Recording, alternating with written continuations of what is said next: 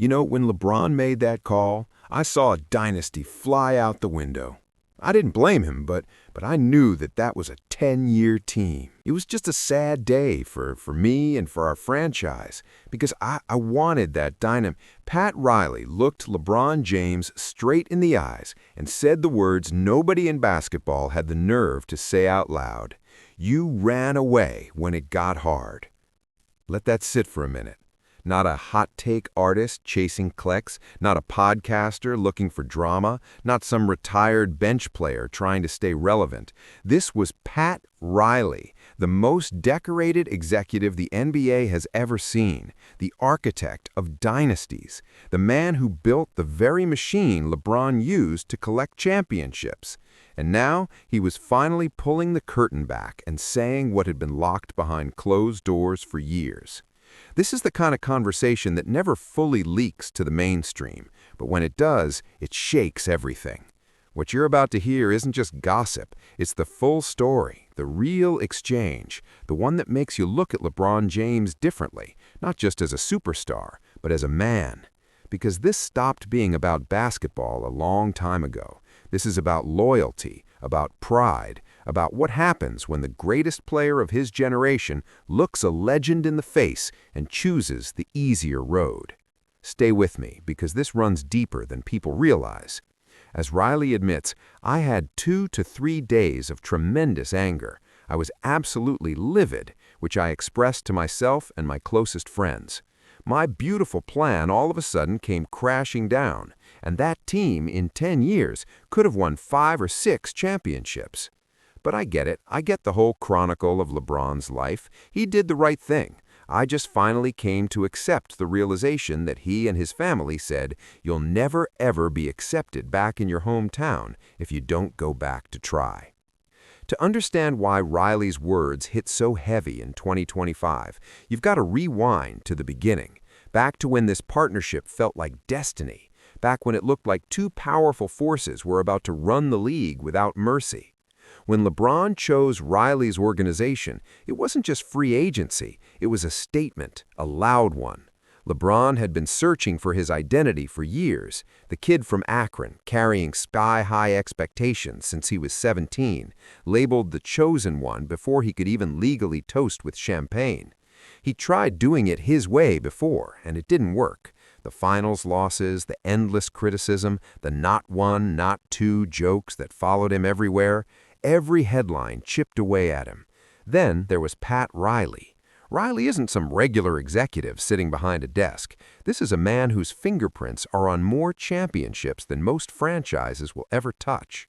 He didn't inherit greatness, he built it brick by brick. He coached icons, he shaped locker rooms with pure will.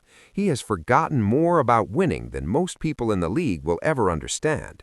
So when LeBron walked through those doors, Riley didn't just offer him talented teammates, he offered him a culture, a code, a system built on one thing above everything else: toughness. Mental toughness, physical toughness, emotional toughness.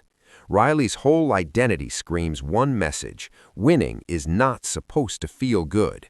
It's supposed to test you. It's supposed to hurt. And Riley truly believed LeBron could handle that heat. He went all in. He reshaped contracts. He made bold front office moves that had critics raising eyebrows. He sacrificed flexibility and future assets because he believed in LeBron's hunger. He believed this was the partnership that would define an era.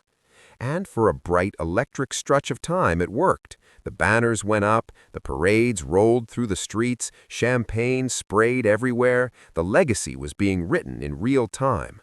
Riley stood back, watching it unfold, thinking, this is it. This is the blueprint. This is the alliance that will be talked about. LeBron, 6 years after playing for Miami, how do you feel about Pat Riley? Such a broad question, baby. I don't understand. Leaves it open for interpretation. Like, what? How do you, when you hear the name Pat Riley, what do you think about, how do you describe your relationship? I hear the word Riley, you think about probably one of the greatest minds that ever this game has ever had. He's won at every level. Seen a stat the other day that he's been part of a championship in 4 decades. But championships have a funny way of hiding cracks. When you're winning, nobody talks about tension. Nobody focuses on locker room politics. Front office disagreements get brushed aside. Quiet frustration, stay quiet. Success covers everything like a spotlight too bright to see the shadows. But the moment the winds slow down, the moment doubt creeps in, that's when everything buried starts pushing back to the surface. And when it did, the conversation between Riley and LeBron changed forever. In the years after those championships, a quiet split started forming between Pat Riley and LeBron James. On the surface, everything looked stable, but behind closed doors, the gap was growing. Riley's vision was always about building something that lasted. He never believed in shortcuts. In his world, a franchise had to keep evolving, keep grinding, even when it felt uncomfortable, especially when it felt uncomfortable. Riley wanted bold moves, aggressive moves, the kind that protect your edge long term, not just for one season.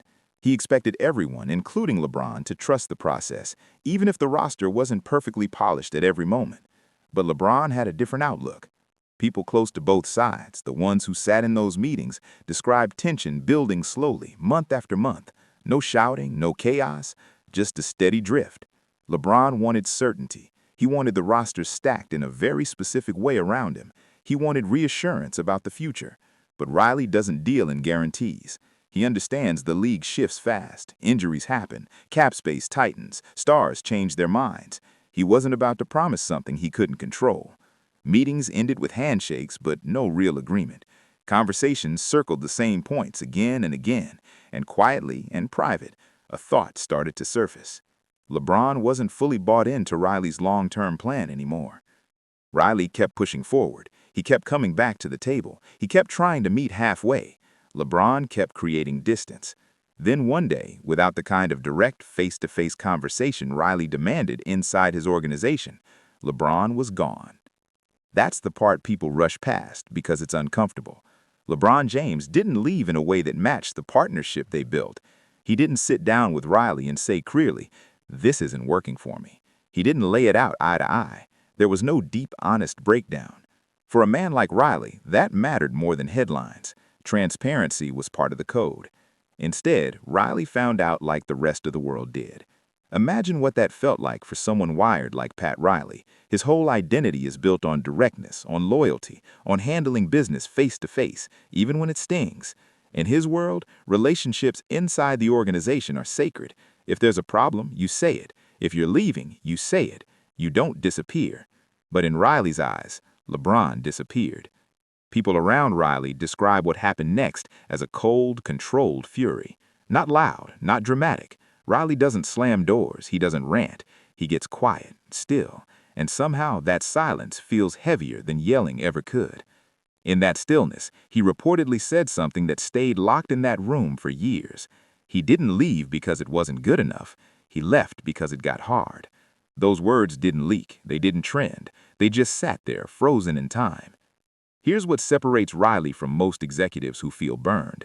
He doesn't react fast. He doesn't jump on TV the next morning. He doesn't fire off emotional quotes. He waits. He watches. He lets time reveal things. And time did a lot. After LeBron left, the very hardships Riley had been warning about showed up anyway, just in a different city. Injuries stacked up. Playoff exit. The ugly stretches. The nights when nothing clicks. The pressure when the spotlight feels heavy showed up regardless, and Riley watched. Every time a roster move looked more like chasing comfort than building grit, Riley noticed. Every time a team fell short in a moment that demanded raw, uncomfortable resilience, Riley saw it. Not with a smile, not with bitterness, just with awareness. People around Riley say he never celebrated those struggles. He's not petty. He's not rooting against anyone, but he pays attention. And the longer the years passed, the more those quiet words from that room carried weight. He kept receipts, every moment, every pattern. Over the years, Riley's opinion didn't fade, it sharpened. The day LeBron walked out didn't create that belief, it locked it in. Little by little, the subtext started slipping into public view. A comment in a press conference that sounded normal until you replayed it twice. A line about loyalty. A quiet salute to the players who stay and fight. Nothing loud, nothing reckless, just careful, layered language from a man who treats words like chess moves. Riley doesn't freestyle in front of microphones. Every sentence has intention. At first, most people missed it. They weren't listening closely enough, but they were about to. Then, 2025 happened. Pat Riley sat down and finally spoke. And what came out wasn't the polished corporate tone of an executive protecting history. It was controlled, but it was raw. It sounded like a man who had been holding something in for years and decided the truth mattered more than image. The quote spread through the basketball world fast. Before major outlets could even shape the narrative, social media had already exploded. And Riley, in his own steady voice, delivered the message he had clearly been carrying for a long time. He said that LeBron James, for all his greatness, had built a pattern of exiting when the road got uncomfortable, a pattern of choosing situations that felt more secure instead of staying in a battle that needed patience. Then came the line that hit like a shockwave. You can talk about legacy all you want, but legacy is built in the hard moments, and when it got hard, he ran away. Everything froze. Fans split instantly. There was no middle ground. One side felt validated. People who had hinted at this idea for years suddenly had authority behind it. Former players started speaking up. Analysts who used to tiptoe around the topic now sounded bold. Riley gave them cover. The other side fired back just as strong. Supporters called it bitterness, called it revisionist history, called it a powerful executive trying to protect his own myth by poking holes in someone else's. They labeled it everything except what some had quietly wondered themselves. And LeBron, he said nothing. That silence echoed louder than any press conference could have. No rebuttal, no long social media post, no emotional sit-down interview. Just quiet. And somehow, that quiet made the whole thing heavier. Let's be honest.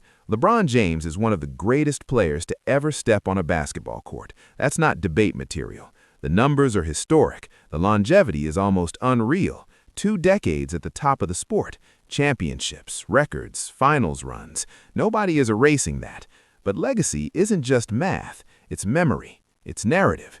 It's what people believe about who you were when things got messy. And now, Pat Riley, a man with more championship rings than most franchises, has attached a specific narrative to LeBron's name. Not about talent, not about stats, about character under pressure. A story about a superstar who, when facing adversity that demanded patience, resilience, and trust in a system he didn't fully control, chose to leave instead of endure.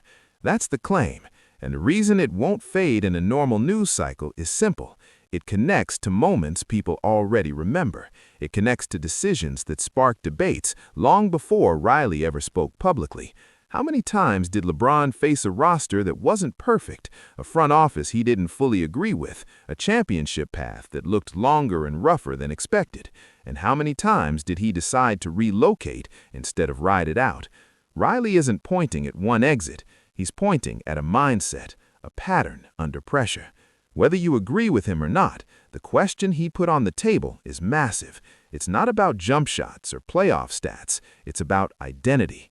Was LeBron great because he... Pat Riley does not speak casually. He doesn't waste oxygen. He doesn't throw public shade for attention. His career has been built on accountability, on demanding toughness from stars, on setting a standard and refusing to bend it. And when he looked at LeBron James's legacy, he essentially said, not enough. Not enough staying power when staying hurt. Not enough willingness to endure discomfort. Not enough loyalty to the grind when it stopped being glamorous. Meanwhile, LeBron, the global icon who built an empire around legacy, leadership, and being more than an athlete, has chosen silence. And sometimes silence says everything. By the time the dust settled, this wasn't just an old story being recycled. It had turned into a full-blown legacy war. Front offices around the league were watching closely. Former teammates were being asked subtle questions. Even current players started choosing their words carefully when loyalty came up in interviews. Riley's comments didn't just poke at LeBron, they forced the entire NBA to confront something uncomfortable. Because here's the reality nobody likes to admit. Superstar movement changed the league. Player empowerment became the norm. Control shifted. Stars started steering rosters, shaping contracts, influencing coaching hires, and LeBron was the blueprint for that era. But Riley represents the old guard, the era where the organization set the tone, where players adapted to culture instead of the culture adapting to them, where you stayed and figured it out even when it wasn't pretty. That clash isn't personal, it's philosophical. To Riley, the badge on the jersey matters, the grind matters, the long haul matters. To LeBron, flexibility matters, leverage matters, maximizing opportunity matters. Both approaches created success, both built championships, but they tell two very different stories about how greatness should look. After the interview, insiders started leaking little details. Nothing explosive, just small confirmations that yes, there were meetings that felt tense. Yes, there were moments where Riley challenged LeBron directly. Yes, there were conversations about commitment that didn't land the same on both sides. None of it dramatic on its own, but stacked together, it paints a clear picture. Riley never begged anyone to stay. That's not his style. He sets a standard and expects people to rise to it. If they don't, he moves forward. That's how he's operated for decades. Cold, maybe. Effective, absolutely. LeBron, on the other hand, built his career on mobility and power. He understood leverage better than almost any athlete before him. He used free agency like a weapon. He kept pressure on organizations to meet his level. That strategy changed history. It also created friction with traditional power brokers like Riley. And now, years later, that friction finally has words attached to it. What makes this even more intense is timing. In 2025, LeBron isn't the young superstar chasing his first ring. He's an icon nearing the end of his career. Every conversation now is about legacy, about how the story will be told when it's all over. And Riley just added a chapter that can't be ignored. You can feel it in debates online, in sports talk shows, in barbershops. The question keeps popping up. When things got uncomfortable, did LeBron lean in or did he relocate? That question hits different now because history has a funny way of simplifying things. Years from now, people won't remember every box score. They'll remember themes. They'll remember stories. They'll remember labels. And Riley, intentionally or not, just introduced one that sticks: the runner. Fair or unfair, that word is floating around now. Not about speed, not about fast breaks, about departure, about movement when pressure spikes. LeBron's camp hasn't launched a public counterattack. No dramatic interviews, no sharp rebuttals, just calculated silence. That could mean confidence. It could mean strategy. Or it could mean they understand that arguing with Pat Riley— Two giants, two philosophies, one unresolved tension. The truth probably lives somewhere in the middle. Winning in the NBA is never simple. Circumstances shift, injuries happen, front offices gamble and miss. Staying isn't always noble. Leaving isn't always weak. But when someone with Riley's resume questions your toughness, it lands heavy. Now the league is left with a storyline that won't disappear quietly. Every time LeBron's career is discussed, this quote will hover nearby. Every time Riley talks about culture and commitment, people will connect the dots. And the wild part? Neither man needs the other anymore. Their championships are secured, their resumes are stamped, their places in history are locked. But legacy isn't just about what you win, it's about what people believe you stood for when it mattered most. And thanks to one sharp sentence in 2025, that belief is now being debated louder than ever. At the end of all this noise, one thing is clear. This was never just about two men arguing over basketball decisions. This was about identity. Pat Riley stands for endurance, for staying planted when the storm hits, for looking at pressure and saying, "Good, let it test us." That's the code he's lived by for decades. Championships weren't handed to him. He built them through grind, discipline, and demanding standards that most people can't handle. LeBron James represents a different era, an era of player power, of control, of understanding leverage and using it. He didn't wait for organizations to shape his future. He shaped it himself. That approach changed the league forever. It empowered a generation of stars to think bigger than contracts and locker rooms. Both men won. Both men built legacies that can't be erased. But when Riley said, "You can talk about legacy all you want, but legacy is built in the hard moments," and when it got hard, he ran away. He forced the basketball world to look at LeBron's journey through a different lens, and that's why this won't fade, because it taps into something deeper than stats. It hits at character, at how greatness is defined. Is greatness about always positioning yourself in the strongest situation, or is it about staying put and fighting through the chaos no matter what? There's no easy answer.